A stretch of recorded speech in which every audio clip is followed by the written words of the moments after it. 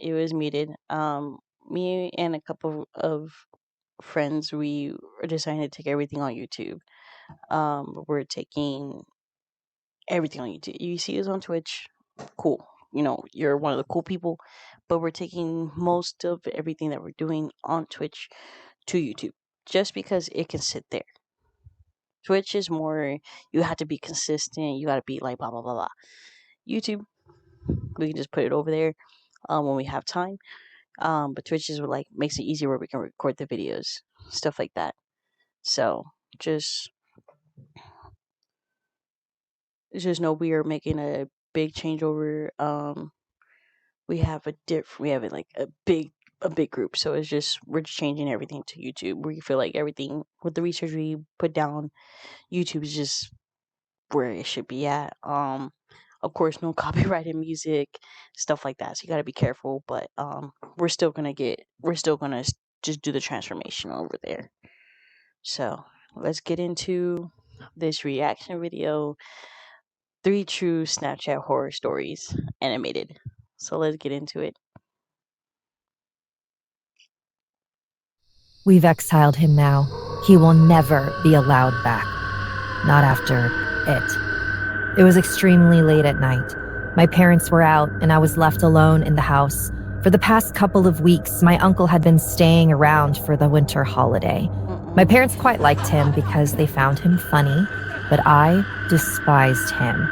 Every day he would always give me this horrid stare. It started off in the direction of my face, but the longer he stared, the further down my body he would look. Disgusting. When I had tried to tell my parents about it, they simply laughed and said he's probably just joking or something. Ew. He left one morning without anyone seeing him go. He left a message saying he had to rush out somewhere. I can't recall where. Family already look weird. As I was lying in bed, watching Netflix, I shivered, even thinking about him. Suddenly, a notification rang out from my phone. I grabbed it. It was a Snap ad request. Immediately, I was distracted as I hit accept and waited for the guy who had added me to respond. "Hey, X," the message read. I giggled and replied, "Hey, XX." There was a pause for a moment as his Bitmoji waited on the screen, staring at me. Creepy. I typed, "You look really sexy." I gasped. I was a little surprised, to say the least, until I thought about the fact this guy hadn't seen me. Listen, we know teenagers, we know kids, we know that. But if you're a grown man still on, even a grown women, I don't know what y'all, but y'all know y'all be doing weird stuff. But listen, just listen, just listen. Hadn't even sent a snap yet. "Thanks, haha. How do you know?" He didn't reply. His Bitmoji vanished, and I was left sat in chat, alone. I put the phone down, and for a moment, I thought it was just another guy wanting to play with my feelings, like always. My eyebrows lifted as another snap came through. It was from him again, though this time, it was a snap. Excitedly, I opened it. My entire stomach fell flat with dread.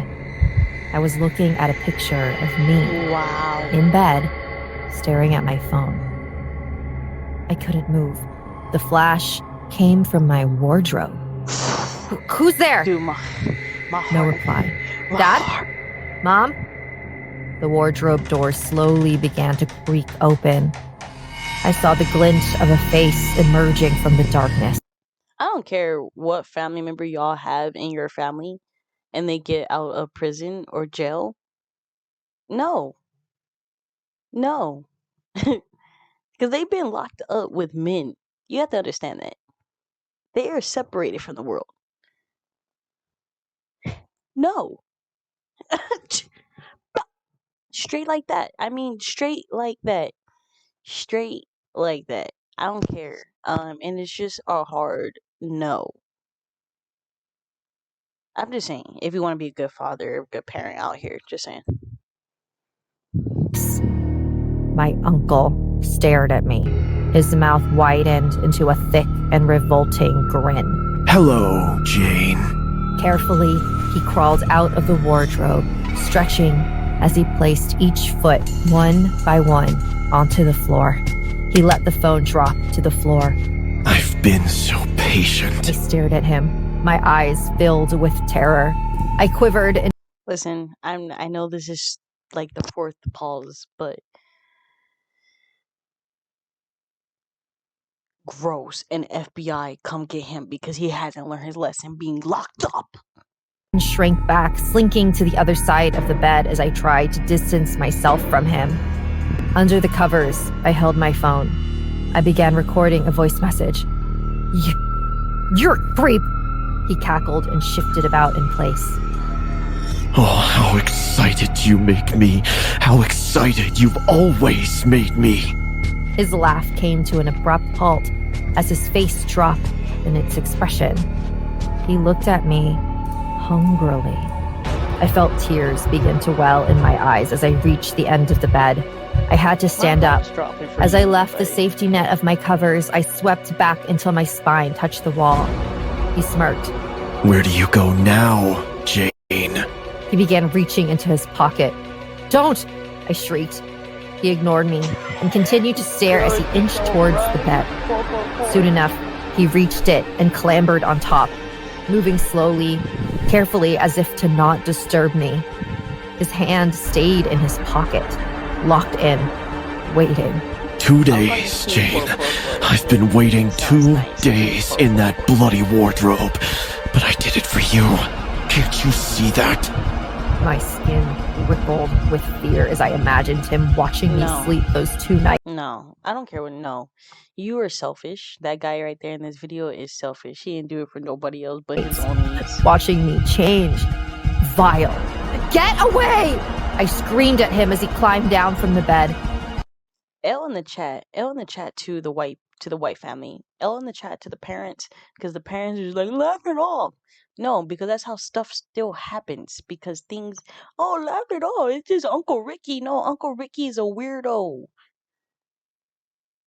Uncle Ricky's a weirdo. I don't understand, but continue. He stood in front of me. For a moment, he said nothing, only staring at me as I shrank down onto the floor, petrified. Suddenly, something snapped in him. Don't you dare speak to me like that, little girl! He grabbed me by the arm and hauled me upwards. He then threw me to the ground and cackled as I tried squirming away. He loved it. I almost made it to my feet when he stomped on my back, pushing me down against the floor.